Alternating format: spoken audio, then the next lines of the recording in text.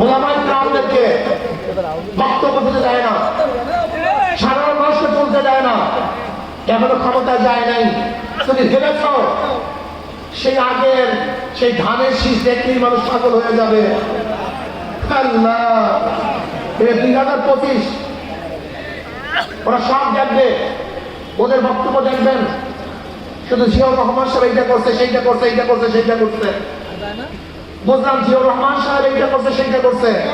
জিয়াউর রহমান সাহেবের আদর্শের কারণে এদেশে মানুষ সরকার সাহেবের ভোট দেয় নাই। সরকার সাহেব কি করেছে? জিয়াউর রহমান সাহেব এইটা করছে, সেইটা করেছে। খালেদা জিয়াকে 1991 সালে ভোট দেয় নাই। খালেদা জিয়া কি করেছে? জিয়াউর রহমান সাহেব এইটা করেছে, সেইটা করেছে। 2001-এ বিএনপি ক্ষমতায় নেয় নাই। 2001-এ কি করেছো সেইটা বলো। দেখবেন বিএনপির মধ্যে এরকম কোনো বক্তব্য নেই, আমরা এইটা করছি, সেইটা করছি, কোনো বক্তব্য নাই। শুধু জিয়াউর রহমান সাহেব এইটা করছে, সেইটা করছে। বলবেটা কি? এরা তো ক্ষমতায় গিয়ে দুর্নীতিতে 5 বার দেশকে চ্যাম্পিয়নশিপ করছে।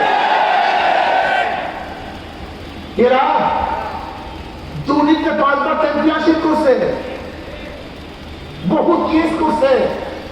এদেশে মানুষ অসুস্থ হয়ে তাদেরকে উদ্ধার করার জন্য আন্দোলন সংগ্রাম করেছে। যাই হোক, আমি বরিশালের বাসীদেরকে বলবো, আমার বাবাদেরকে বলবো, গোটা বাংলাদেশের মানুষকে বলবো, পিআর সিস্টেমে নির্বাচন দেন। আজকে হোক কালকে হোক বিএনপি ওই দাবি করবে, কিন্তু সে সময় আসতে আছে। বিএনপি পাইপিসের মাটি তো আস্তে আস্তে সব ফসকিয়ে যাচ্ছে। বিএনপি আজকে হোক কালকে হোক পিআর সিস্টেম নির্বাচন দাবি করবে। আমি বিশ্বাস করি, সাংবাদিকরা লিখে রাখেন, লিখে রাখেন, ভুলবেন না। আজকে তারিখ দিয়ে লিখে রাখবেন।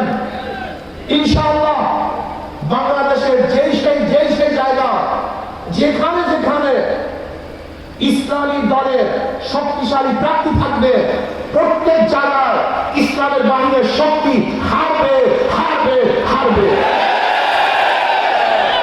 যেখানে যেখানে যেই সিটগুলিতে ইসলামের পক্ষে শক্তিশালী ক্যান্ডিডেট থাকবে, বিপক্ষের ইসলামের দুটি সমস্ত শক্তিগুলি অবশ্যই হারবে, হারবে।